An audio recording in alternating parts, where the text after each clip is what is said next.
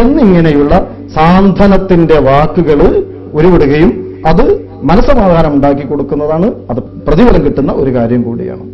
അതുകൊണ്ട് തന്നെ ഹിദായയിൽ നിന്നിട്ട് രോഗികളെ ഉദ്ദേശിച്ചിട്ട് സാധനം എന്നൊരു പുസ്തകം തന്നെ പ്രസിദ്ധീകരിച്ചത് താങ്കൾ ഓർക്കുന്നുണ്ടാകും, കണ്ടുകാരണം. ഇത് നല്ല കാര്യമാണ്. നമ്മൾ ഈ പുരുഷന്മാരും സ്ത്രീകളും എല്ലാവരും കൂടി സാധാരണഗതിയിൽ ആ കട്ടിലിന് ചുറ്റും ഇങ്ങനെ കൂടി നിൽക്കും.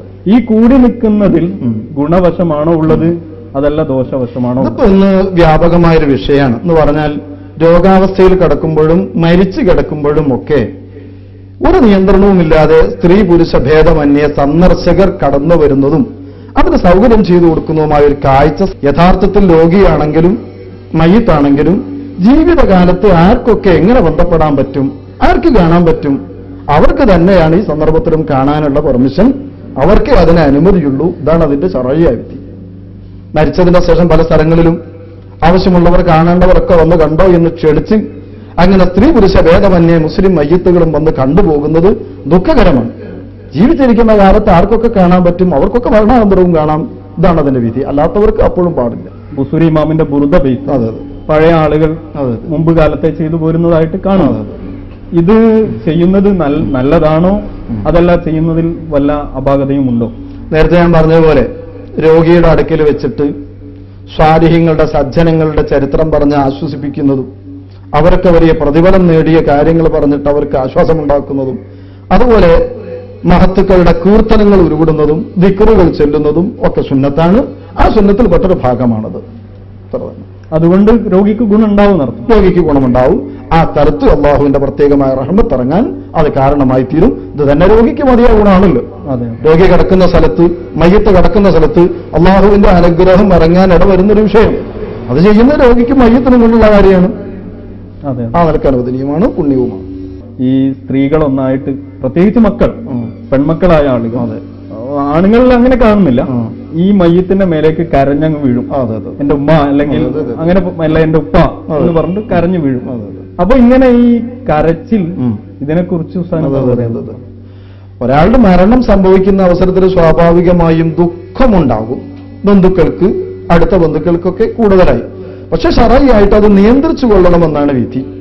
കരയുന്നത് കൊണ്ട് വിരോധമില്ല. കരച്ചിലിന്റെ അർത്ഥം കണ്ണിൽ നിന്നിട്ട് വെള്ളം ഒഴുക്കുക, ആ ദുഃഖം പ്രകടമാവുക എന്നാണ്. അതേസമയത്ത് ഒച്ച വെക്കുന്നതും വാവിട്ട് കരയുന്നതും അട്ടഹസിക്കുന്നതും അത് അനിസ്ലാമികമാണ്, ഒഴിവാക്കേണ്ടതാണ്. ഒരിക്കലും പ്രോത്സാഹിപ്പിക്കാനും അനുവദിക്കാനും പാടില്ല. അതാണ് സംബന്ധമായിട്ട് പറയാനുള്ളത്.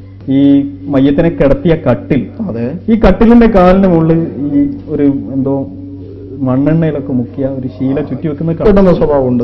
ഇതിന് പ്രാമാണികമായ പിൻബലോ അല്ലെങ്കിൽ ഇതുകൊണ്ട് വല്ല ഗുണവും? അതെ അതെ എന്ന് പറഞ്ഞാൽ ഇപ്പൊ മയ്യിത്ത്, ആ മയ്യിത്തിനോട് പരമാവധി ബഹുമാനം നിലനിർത്തണം എന്ന് ശറഅ് പഠിപ്പിക്കുന്നുണ്ട്. ആ നിലക്ക് നമ്മുടെ മുൻഗാമികളൊക്കെ സാധാരണഗതിയിൽ വല്ല ഉറുമ്പോ അതുപോലുള്ള മറ്റ് പ്രാണികളോ കീടങ്ങളോ ഒക്കെ കാറിയിട്ട് മയ്യത്തിന്റെ ശരീരത്തിൽ ഉപദ്രവിക്കാനും മയ്യത്തിന്റെ ശരീരത്തിൽ കാറിക്കൂടാനും സാധ്യത ഉള്ളതുകൊണ്ട് ഇത് തടയാൻ വേണ്ടി മുൻഗാമികൾ ചെയ്തു വരുന്നൊരു മാർഗമാണ് ആ മയ്യത്ത് കിടത്തിയ കട്ടിലിന്റെ കാലിൽ മണ്ണെണ്ണയോ അതുപോലുള്ള വസ്തുക്കളോ മുക്കിയതായ ശീല ചുറ്റും. എന്നാൽ പിന്നെ ഉറുമ്പ് പോലുള്ള കീടങ്ങൾ അങ്ങോട്ട് കാറി മയ്യത്തിനെ ഉപദ്രവിക്കില്ല. ഇതിനു വേണ്ടി ചെയ്യുന്ന ഏർപ്പാടാണത്. മയ്യത്തിനെ ബഹുമാനിക്കുക എന്ന നിലക്കാണ് ആ ചെയ്യുന്നതെങ്കിൽ അതിൽ യാതൊരു വിരോധവുമില്ല. ആവശ്യാനുസാരം അത് ചെയ്യാവുന്നതാണ്. പ്രത്യേകിച്ച് അതൊരു പുണ്യകർമ്മമായി കാണേണ്ടതൊന്നുമില്ല. മരണ വീട്ടിൽ, അതെ, സ്ഥിരമായി ഈ ഉലുവാൻ പുകയിക്കാം, മരിച്ച ആ സമയം മുതൽ അല്ലെങ്കിൽ ചന്ദനത്തിരി കത്തിച്ചു വെക്കുക, ഇതിന് ഇസ്ലാമികമായ വല്ല പിൻബലവും ഉണ്ടോ? മയ്യത്തിന്റെ പേരിൽ, അഥവാ ഇങ്ങനൊരു മയ്യത്ത് ഇവിടെ മരണം നടന്നിരുന്നു, മയ്യത്ത് കൊണ്ടുപോയിട്ടുണ്ട് എന്നതിന്റെ പേരിൽ മയ്യത്ത് എടുത്തു പോയതിന്റെ ശേഷം പിന്നെ അവിടെ പുകയിക്കേണ്ട കാര്യമൊന്നുമില്ല. മയ്യത്ത് കുളിപ്പിക്കുന്ന സ്ഥലം, മയ്യത്ത് കഫൻ ചെയ്യുന്ന അവസരത്തിൽ അതിന് മുമ്പൊക്കെ അവിടെ സുഗന്ധം പുകയിക്കുന്നത് നല്ലതാണ്. പ്രത്യേകിച്ച് ഞാൻ എന്റെ അവതരണത്തിൽ പറഞ്ഞു, മയ്യത്തിന് കുളിപ്പിക്കുന്നതിന്റെ ആദ്യഘട്ടം മാലിന്യങ്ങൾ പുറത്തു വരാൻ സാധ്യതയുള്ളപ്പോഴൊക്കെ ദുർഗന്ധ സാധ്യത കൂടുതലാണ്. ഈ സമയത്തൊക്കെ ഉലുവാൻ പുറത്തെ സുഗന്ധങ്ങൾ പുകയ്ക്കാൻ ഫുഖഹാവ് പ്രത്യേകമായി നിർദ്ദേശിക്കുന്നുണ്ട്. മയ്യത്ത് എടുത്തു പോയതോടുകൂടി പിന്നെ മയ്യത്തിന്റെ പേരിൽ വേണമെന്നില്ല. നമ്മുടെ വീട്ടിൽ സുഗന്ധം ഉണ്ടാകുന്നതിന് വേണ്ടിയാണെങ്കിൽ വിരോധമില്ല, നല്ല കാര്യമാണ്. മയ്യത്തിനെ നോക്ക് കാണുന്നതിൽ ഒരു മുസ്ലിമായ മനുഷ്യനാണല്ലോ, ശരി, അതിൽ വല്ല ഗുണവും ഉണ്ടോ ഇല്ലേ? ഇതൊരു പ്രധാനപ്പെട്ട കാര്യമാണ്. എന്ന് പറഞ്ഞാൽ ഇത് തികച്ചും കാലിക പ്രസക്തമായൊരു ചോദ്യമാണ്. എന്ന് പറഞ്ഞാൽ ഒരു മരണം നടന്നാൽ ആ മരണ വീട്ടിൽ ചെല്ലുക എന്നതൊരു പ്രത്യേക സുന്നത്താണ്. എന്നാൽ വന്നവരൊക്കെ മയ്യത്തിനെ കാണുക എന്നത് അതൊരാചാരമാണ്. ഇസ്ലാമികമായി ആ മയ്യത്ത് സ്വാലിഹീങ്ങളായ ആളുകൾ ഇങ്ങനെ പ്രത്യേക പരിഗണന ഉള്ളവരാണെങ്കിൽ കാണലും അല്ല ചുംബിക്കലും സുന്നത്തുണ്ട്. മഹാനായ നബി സല്ലല്ലാഹു അലൈഹി വസല്ലമ തങ്ങൾ ഉസ്മാൻ ഇബ്നു മദ്ഊൻ റളിയല്ലാഹു അൻഹുവിന്റെ ജനാസ മുഖം ചുംബിച്ചതായി ഹദീസിൽ കാണാം. മഹാനായ സിദ്ദീഖ് റളിയല്ലാഹു അൻഹു റസൂലുള്ളാഹി സ്വല്ലല്ലാഹു അലൈഹി വസല്ലം വഫാത്തായപ്പോൾ അവിടുത്തെ നെറ്റിത്തടം ചുംബിച്ച സംഭവം ഹദീസിൽ കാണാം. ഇതുപോലെ സജ്ജനങ്ങളിൽപ്പെട്ട മഹാന്മാരായ ആളുകളൊക്കെ ആണെങ്കിൽ ഈ ചുംബിക്കൽ സുന്നത്തുണ്ട്. സാധാരണഗതിയിൽ ഒരു മുസ്ലിം മയ്യത്ത് എന്ന പരിഗണന വെച്ച് താങ്കൾ പറഞ്ഞതുപോലെ മയ്യത്ത് കാണുന്നതോ അതിനുവേണ്ടി ക്യൂ നിൽക്കുന്നതോ പ്രത്യേകമായി യാതൊരു ഗുണവുമില്ല.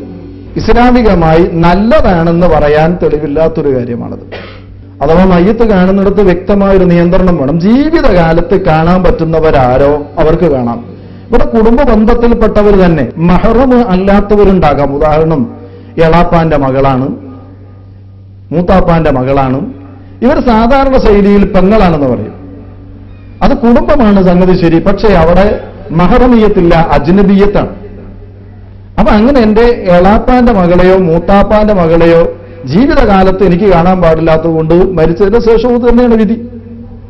അപ്പൊ കുടുംബബന്ധം എന്നതിൽ ഉപരി മഹറമീയത്തുണ്ടാവണം. വിവാഹബന്ധം ഹറാമായ ആളുകളാണെങ്കിൽ നേരത്തെ കാണാൻ പറ്റും, അവർ മരിച്ചതിന് ശേഷവും പറ്റും. അയൽപക്ക ബന്ധം അല്ലെങ്കിൽ കേവല ബന്ധം ഇതൊന്നും കാണുന്നതിന് ന്യായമല്ല. പലപ്പോഴും നാട്ടിലൊരു പ്രമുഖനോ സാമൂഹ്യ പ്രവർത്തകനോ അങ്ങനെയുള്ള ആളുകളൊക്കെ ആണെങ്കിൽ അതെ, നാട്ടുകാർ സാധാരണഗതിയിൽ ഈ ഹർത്താൽ ആചരിക്കുക, അതേപോലെ രാഷ്ട്രീയ പാർട്ടികൾ, അതുപോലെ നാട്ടിലുള്ള പ്രമുഖരൊക്കെ കൂടിയിട്ട് ഒരു മീറ്റിംഗ് കൂടിയിട്ട് അനുശോചന യോഗം നടത്തുക. പിന്നെ നാട്ടിൽ പലപ്പോഴും റോഡുകളിൽ നെടുനീളെ ഈ കറുത്ത കൊടി ദുഃഖസൂചകമായി കുത്തുക. ഇതിന് ഇസ്ലാമികമായ മാനം എന്താണ്? താങ്കളുടെ ചോദ്യം രണ്ട് വിഷയം ഉൾക്കൊള്ളുന്നുണ്ട്. അഥവാ ഒരാൾ മരിച്ചതിന്റെ പേരിൽ കട അടുപ്പിച്ച് ജനങ്ങളെ ബുദ്ധിമുട്ടിക്കുക എന്നത് ഒട്ടും ശരിയല്ല. അതേസമയം രണ്ടാമത്തെ ഒരു ഭാഗം താങ്കൾ സൂചിപ്പിച്ചത് അനുശോചന യോഗങ്ങളാണ്. ഒരാൾ മരിച്ചാൽ അദ്ദേഹത്തിന്റെ ഗുണവശങ്ങൾ ജനങ്ങൾക്കിടയിൽ പറയുന്നതിന് വേണ്ടി, അദ്ദേഹത്തിനെ പ്രകീർത്തിക്കുന്നതിന് വേണ്ടി വിളിച്ചുകൂട്ടുന്ന യോഗം, ഒരുമിച്ച് കൂടുന്ന ആ പരിപാടി അനുശോചന യോഗം എന്ന് നമ്മൾ പറയും. അത് നല്ലതാണ്, ഇസ്ലാമികമായി സുന്നത്താണെന്ന് പറയാം. അഥവാ ഉദ്കുറു മഹാസിന മൗത്താക്കും, മരിച്ചവരുടെ ഗുണഗണങ്ങൾ, നല്ല കാര്യങ്ങൾ നിങ്ങൾ ജനങ്ങൾക്കിടയിൽ പറയണമെന്നാണ് നബി സല്ലല്ലാഹു അലൈഹി വസല്ലമ തങ്ങൾ പഠിപ്പിച്ചിരിക്കുന്നത്. ഇതിന്റെ ഭാഗമാണ് കഴിഞ്ഞ ഉത്തരത്തിൽ ഞാൻ സൂചിപ്പിച്ചത്. ഒരു മയ്യത്തിന്റെ കുളിപ്പിക്കുന്ന ആൾ വല്ല ഗുണലക്ഷണങ്ങളും കണ്ടാൽ അത് ജനങ്ങൾക്കിടയിൽ പറയൽ ഉത്തമമാണ്. മയ്യത്ത്